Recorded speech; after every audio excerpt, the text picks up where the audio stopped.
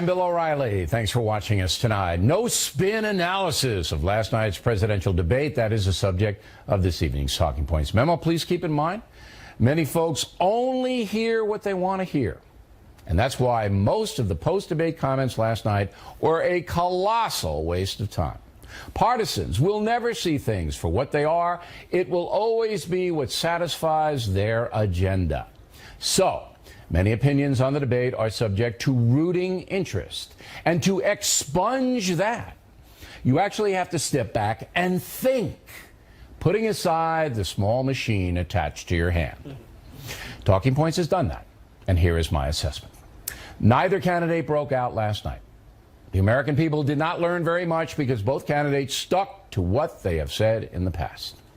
There were few challenging questions put forth, only general queries, except for the birther and tax return stuff designed to hammer Mr. Trump. Let's begin with demeanor, very important to Donald Trump. At the start, he was credible, speaking about the need to stimulate the private sector so jobs are created. Under my plan, I'll be reducing taxes tremendously, from 35% to 15% for companies, small and big businesses. That's going to be a job creator like we haven't seen since Ronald Reagan. It's going to be a beautiful thing to watch. Strong point by Trump, as growth in America right now is awful, and this country needs an economic jolt. But as the debate wore on, Mr. Trump began to get a bit testy.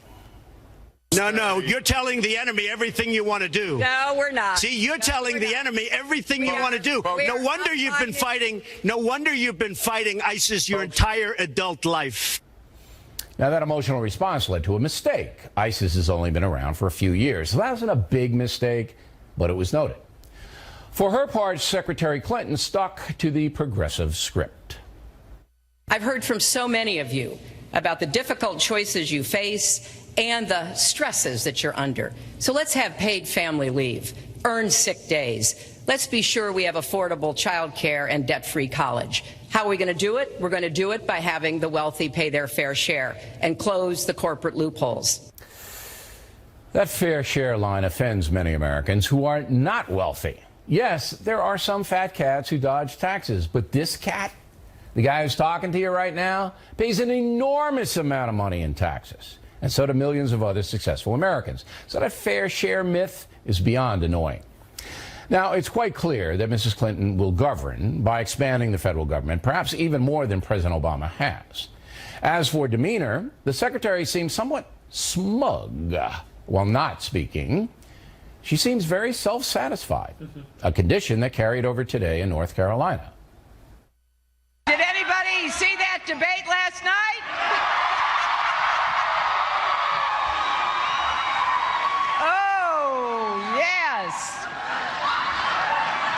One down, two to go.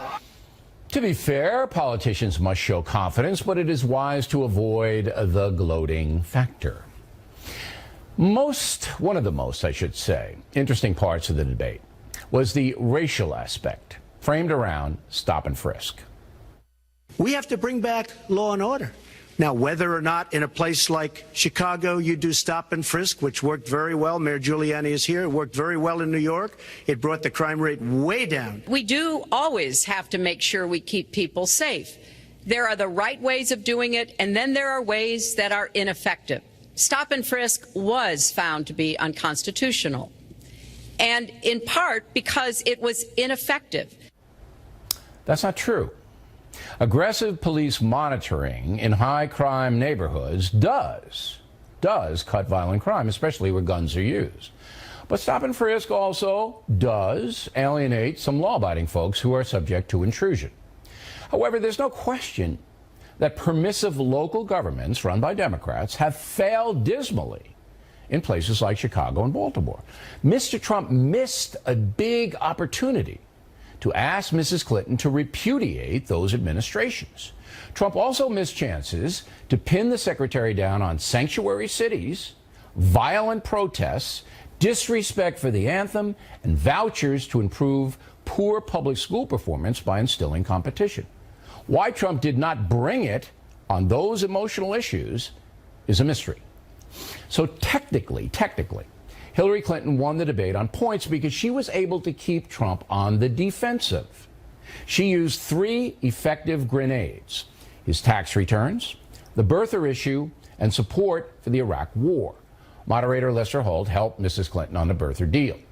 Trump made the mistake of over-explaining. He should have just shrugged off questions designed to trap him, refocusing on Secretary Clinton's many ethical problems. But Trump felt the need to defend himself, and that hurt him. For example, mentioning someone like Rosie O'Donnell in a presidential debate, never a good thing. If Donald Trump really wants to be president, he must put frivolities aside and concentrate on 3 in-stone realities. First, that the federal government is hurting the poor and working class by punishing the private sector with crazy regulations and high taxation. Second, that Hillary Clinton's acceptance of Barack Obama's ISIS policy allows those savages to continue their terrorism at will. And third, that the Democratic Party's embrace of grievance is pitting Americans against one another, demonizing the police, and creating an environment where the USA is portrayed as oppressive, not the land of opportunity it really is. If Trump would hammer home those 3 themes, he might distinguish himself in a way that would attract voters currently skeptical of him. For her part, Hillary Clinton needs to stop doing this.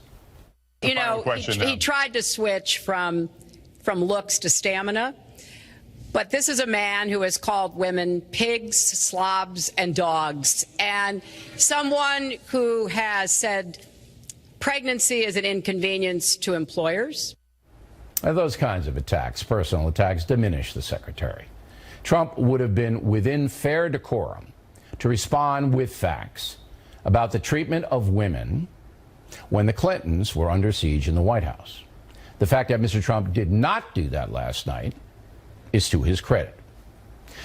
Finally, Bret Baier had a wise comment today. He said that if polls continue to build for Trump after that debate, the Clinton campaign will be in serious trouble. Already, many online surveys are boosting Trump's debate performance, including those from CBS and Time magazine. But the truth is, both candidates can do much better. And to win the White House, they will have to. That's a memo. It's posted on BillO'Reilly.com. Next on the rundown, Charles Krauthammer will react. Later, Waters getting debate analysis from the folks. Upcoming. And when I confronted him with the reasons why he won't release his tax returns, and I got to that point where I said, well, maybe he's paid 0, he said that makes him smart. Now, if not paying taxes makes him smart, what does that make all the rest of us? That was Hillary Clinton speaking today in North Carolina, and the tax return deal did come up last night in the debate big time. Joining us from Washington, Charles Krauthammer. Now, before we get to the specifics of the debate with you, were you surprised that the Time Magazine Snap Poll and the WCBS TV Snap Poll, which is a CBS flagship here in New York, had Trump winning fairly substantially? Of course not, because they're totally meaningless. These are online polls. These are not random samples. The only thing that means anything, and even the randomly sampled polls have their problems. But the idea that you win because your supporters come out and click on the computer more than others tells you nothing. All right, let me challenge though for a minute. I guarantee you that if you had a poll on who had the better hair, Trump would get the same 80%. Okay, but the reason I brought those two, we don't do online polling here at all, but Time Magazine is a very liberal concern, all right? And WCBS is in Manhattan, and Manhattan is way anti-Trump all over the place. So that just caught my attention, that 2 precincts where you would not you would not expect, then, you know, we would expect from Breitbart and those people, but not those 2. I don't think that makes any difference whatsoever. This is a measure of your enthusiasm and commitment to make a statement on behalf of Trump. And we know just by looking at the size of the crowds, that Trump has the enthusiasm and the semi-empty halls for Hillary that she doesn't. You don't need a poll to tell you that. If you're asking who won the debate, then you've got to have a random sample. There's a reason and we'll why have the those Food and Drug beginning on Administration Right. demands a random sample in testing a drug, because otherwise you end up with junk. And since health depends on getting the drugs right, we demand random samples. Not much depends on the results of the poll, but you've got to have a scientific standard, or you have nothing. Okay, you got it. That's good. You're right. Going forward, I think the thing that will hurt Donald Trump the most, and we'll get to Hillary Clinton in a moment, is the tax return deal. Yes. Because, you know, it is now becoming apparent that he could release it if he wants. He doesn't want to. And there's a strong likelihood that his federal tax payments are low, so that people who do pay their quote-unquote fair share, whatever they're required to pay, they don't have massive deductions, might hold that against the very wealthy Trump. I thought that was a real hostage to fortune, and possibly a gaffe that will develop over time. Yeah. Look, on the debate itself, the night itself, I thought that at the end the needle did not move, meaning the needle of support for one candidate or the other. I think each established a position. He basically said she represents 30-year status quo. If you like the world the way it is, you vote for her. That's his position. Hers was, I prepared for the debate. I prepared for the presidency. I'm a pro. I'm there. He's an amateur. Each made that case. And because he's the challenger, and he stepped on the stage and he came out alive after 90 minutes, perhaps marginally he wins in a draw. But on the issue, so if the debate had just happened in a vacuum and ended, that would have been it. But it didn't. He left two time bombs. The one is the admission. It was an effective admission. He may deny it later. But he essentially sort of prided himself in having not paid taxes, and the guy is a billionaire. And I think that could be a real issue. He'd been dodging and weaving and not releasing his taxes in order not to show that he might not have paid his taxes. And the second one? He couldn't resist. And the second was the Alicia Machado. The Alicia Machado, the fact that he went after her gratuitously this morning, he didn't have to. He kept that issue alive. This was the beauty contestant. The beauty contestant. I don't think that's going to have legs, but I think the other one will. Now, I got to get to Hillary Clinton, and I'm up against the time clock. We're doing a live program here, as you know. Okay. The big deficit going forward for Hillary Clinton is there wasn't one thing that she said that was innovative, that was different from the Obama administration, or that was anything other than what we've heard a million times. It's the same. I agree. And that's why I thought it was a draw in that sense.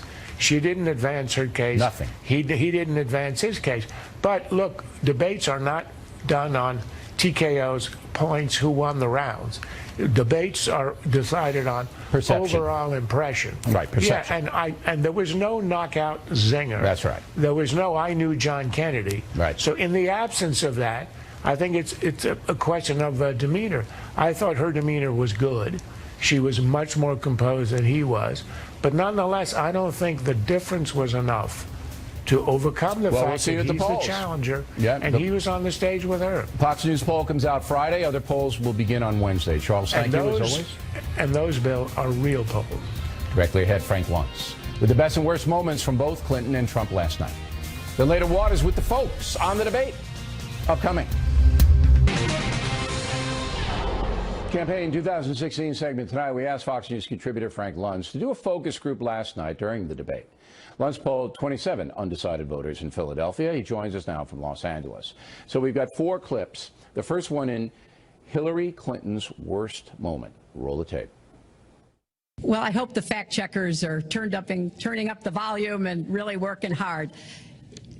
Donald supported the invasion of Iraq. Wrong. That is absolutely wrong. Proved over and over again. Wrong. He actually advocated for the actions we took in Libya and urged that Gaddafi be taken out. So why was that the worst moment? More often than not, her criticisms were well received because Donald Trump handled them so badly. But in that case, when she said, hey, let's get the fact checkers involved, They thought that was an ad hominem attack, that she was challenging him without his being able to respond. You could hear him saying wrong several times in the background.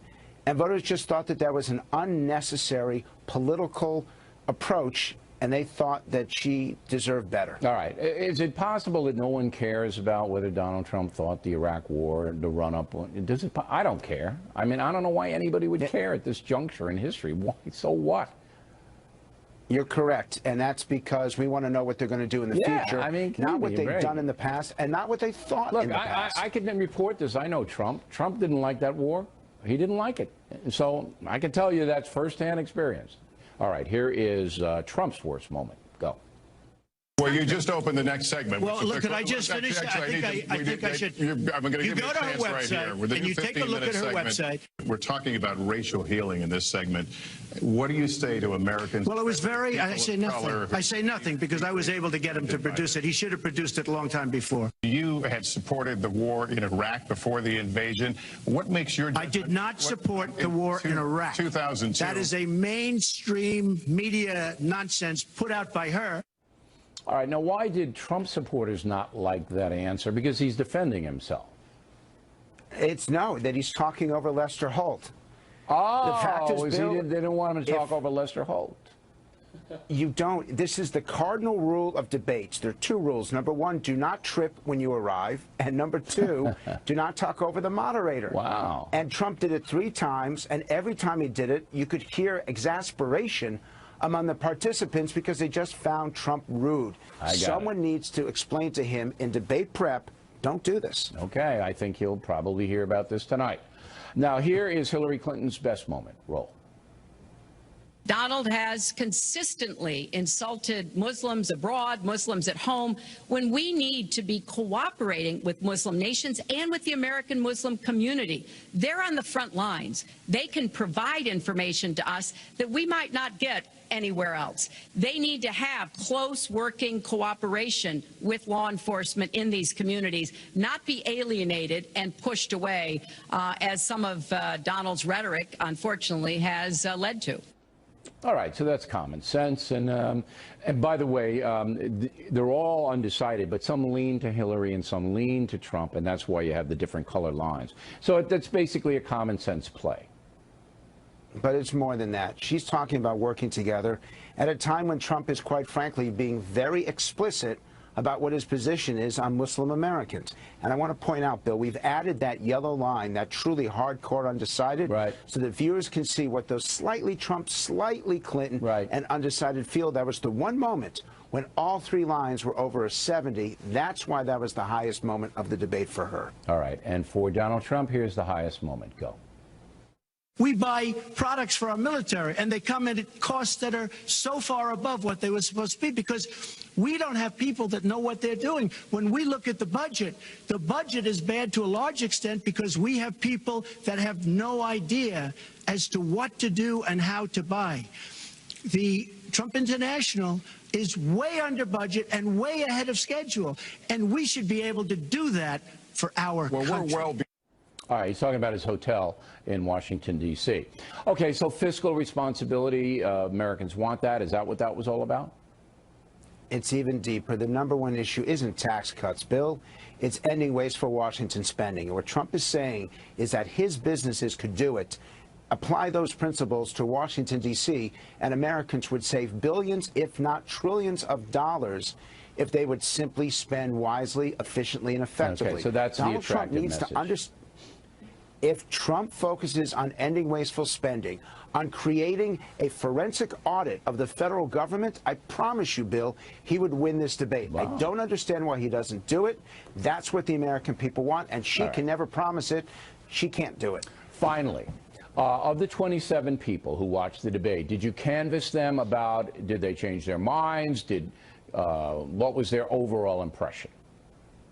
Yes, we had 60 people who thought that Hillary won, 6 people who thought that Trump won, and 5 said that it was a tie. Overall, they were disappointed. A few people moved towards Hillary. A few people changed their votes. But they're going to watch the second and third debates. We're still going to get these 70, 75 million people paying attention. Bill, it's a very small segment that's going to determine the winner of the next election, and they still are open to being convinced. All right, Frank, we appreciate it, and we're going to have Frank back. Both the debates upcoming, he'll do the same thing now that we understand it. Plenty more ahead as the factor moves along this evening. Bernie Goldberg will analyze the job moderator Lester Holt did last night. He's getting some heat, Mr. Holt is. And later, Waters sampling opinion from the folks. Don't you think it's important to watch the debate if you're going to vote? I think it's very important to watch the debate. Are you going to vote in November? Yes. I'm going to vote for Donald. But you didn't see the debate? Nah. We hope you stay tuned for those reports.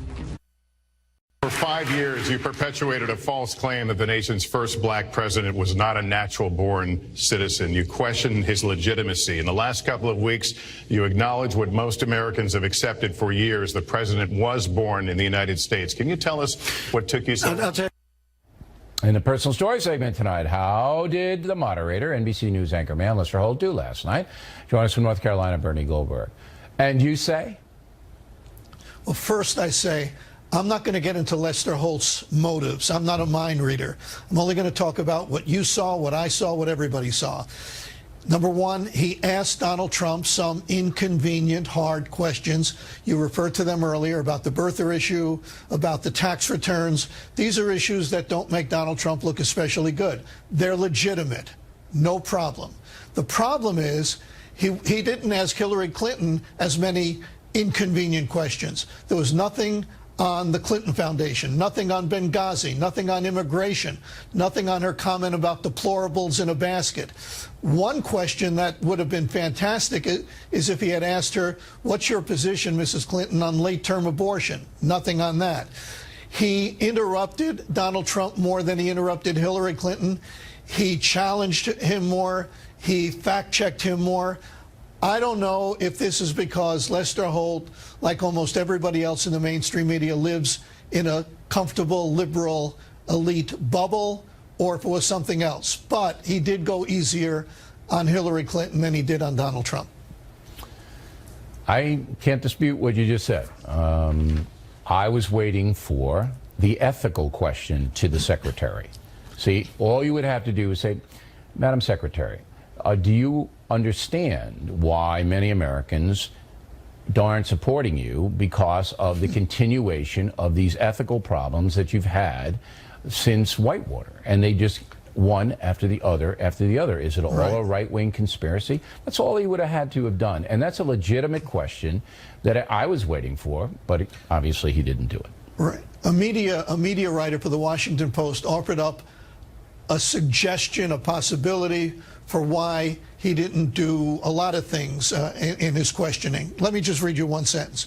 He said that Lester Holt, quote, seemed to be mindful that pushing Clinton too hard might be interpreted as badgering and sexist by her supporters. I don't know if Lester Holt was thinking that. I don't but think if so. He was, but if he was, he shouldn't have been. And I'm not even sure how that comes into a story on the moderator.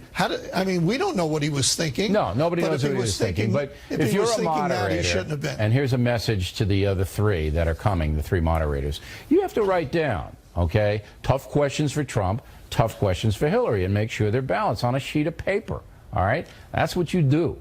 Now, I told you last week it was easy to be fair, and it turns out it didn't come out that way. No. But it is easy to be fair. Just do what you said. That's right.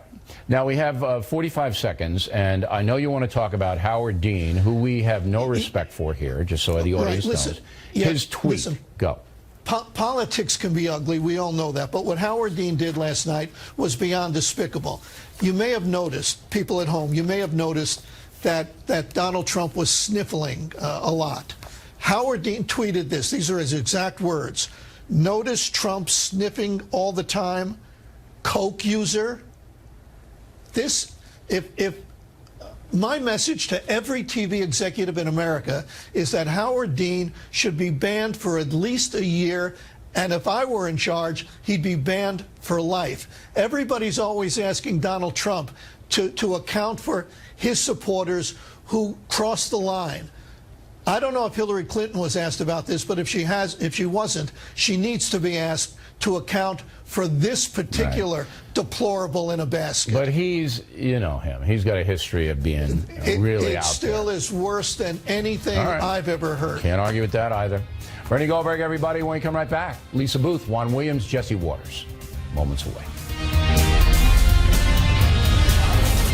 In fact, Donald was one of the people who rooted for the housing crisis.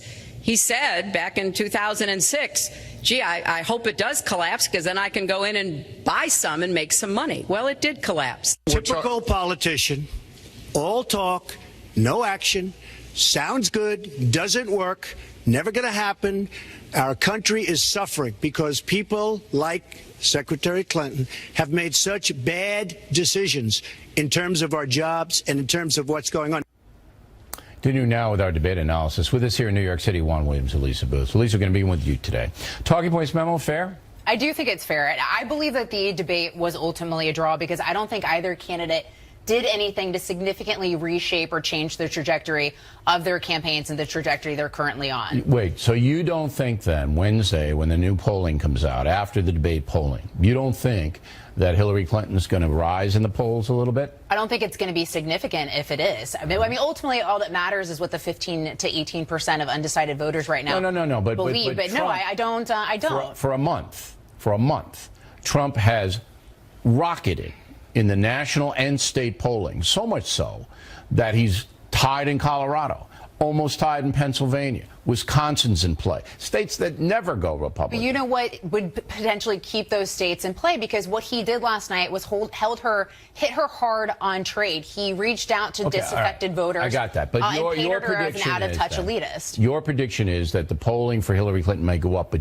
not significantly. I don't think it's going to be. I don't think either candidate did enough to significantly change the trajectory. Right. What do you think on the polling? I think the polling will bump up for Hillary Clinton, and a lot, or not a lot, but significant because there's not that much at play. Right, then let me ask you this: then the online polling, and Krathammer, doesn't believe it and has any worthiness, but in Time and WCBS have Trump winning fairly significantly. Yeah, but those are online polls, and people just click away. Let me just say what I think, which is that the millennials, the Bernie Sanders people, a lot of the Gary Johnson libertarian type voters. Those are people that, weren't quite there for Hillary. She's speaking to them last night. But what did she say to them? Well, especially women. When she got into the business about Miss Universe and, she's overweight, and Trump comes back this morning on Fox and Friends and doubles down on that, that doesn't help You think that secondly, wait. Okay. With all the problems this country has, ISIS, the economy, the division among Americans, they care about a Miss America. You are a serious person, but I just tell you. I don't care about that. Well, I just tell you, women are a huge part of those independents, white, suburban, Republican women here. We love and a millennial. So Go ahead. But she did nothing to reach out to millennials last night because the reason millennials don't like her is because Hillary Clinton is inauthentic. And what did she do last night? She spoke like a politician, and Donald Trump was right to hold her accountable on that. You've got 55% of the country right now that wants to see big changes in terms of the economy and in terms of politics as well. And Donald Trump was the only change agent on the debate stage last night. He did do a lot of damage to himself as well. There's no doubt that Trump is a change guy and Hillary Clinton is the status quo person. But I didn't see anything inauthentic about Secretary Clinton's performance last night. I didn't see anything. She was the way she always is. Right, but that's why millennials don't like her. Okay, wait. She was fairly authoritative in her delivery. She was smug. Mm-hmm. All right, you'd admit that, right? We saw the shimmy that she did. Well, I like the shimmy. But, I like any kind of personality that this woman's not a robot. Robots don't shimmy, all right?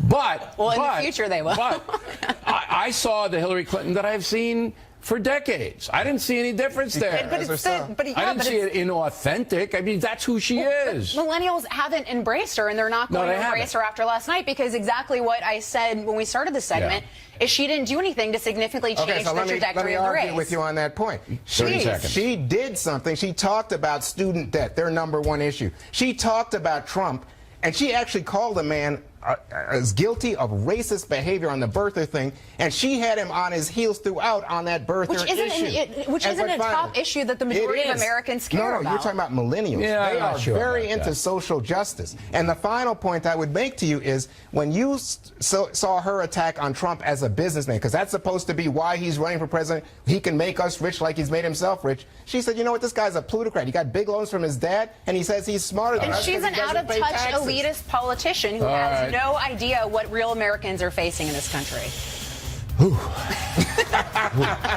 Ooh, the shimmy. We need a shimmy. It was the Shimmy. All right, thank you very much. Water is on deck. Thank God, water. It's the first time I'm ever thanking God for water. He's with the folks. They have plenty to say. Up next. Back in the book segment tonight, Water's World, as we mentioned in the Talking Points memo, the snap polls after the debate almost all favored Donald Trump. Today, Waters roamed the streets of Manhattan to see what the folks thought. Preparing for the interview? Yeah. Water's World homework. Right here? Right here. 0.2. Hello. Did you watch the debate at all? No, I was drinking margaritas. What did you do last night instead of watch the debate? Oh, last night I got really tired. Me and my friends were hanging out and we had a fight and I went to sleep. Brilliant. For shizzle dizzle. It was on at 9. I fell asleep. Too much of the no. Just some of the other stuff? That's right. Is that a joint, man? Do you know where the debate was? Miami. Long Island. Hawaii. Who won last night? Not Hillary Clinton. Trump. Killed it. Oh, Donald Trump. Who won last night? Hillary. She beat the out of Donald Trump. It's like a boxing match, right? Hillary hit him with a 1-2. Bing, bing. Tell me why you think Hillary won. She seemed a little more confident. Whenever she would speak, Donald would kind of steal some of her ideas and repeat them. It would have been nice to see him kind of go off of his own opinions. He chumps everyone up. He just shuts everyone's mouth up. He's like, yeah, whatever. Are you going to vote in November? I'm going to vote for Donald. Really? I didn't see that one coming, no. How do you think Lester Holt moderated? I think he was good about time management. I think he interjected a lot on Trump. I think he was softer on Hillary. He didn't bring up Benghazi. He didn't bring up the Clinton Foundation. He didn't bring up any of her lies. Last night in the debate, Hillary didn't, stop and frisk. She just went on. She ain't stop and frisk. She did what she had to do. I don't know what that means. Have you ever been stopped and frisked? All the time. I got off the train and got right there, and I had a knife on me, but it was a brand new knife from the store. You don't have a knife on you now, right? No, I don't have a knife on me now. Just checking. That's a knife. You don't care if people pat you down? They're going to do what they're going to do. Do you think we should stop and frisk Trump? Yes, everything. He's packing everything. That's why the ISIS is here. Trump and Hillary battled over ISIS. It was nice to see her actually say ISIS. What's the most important issue facing you in America? I don't have any problems.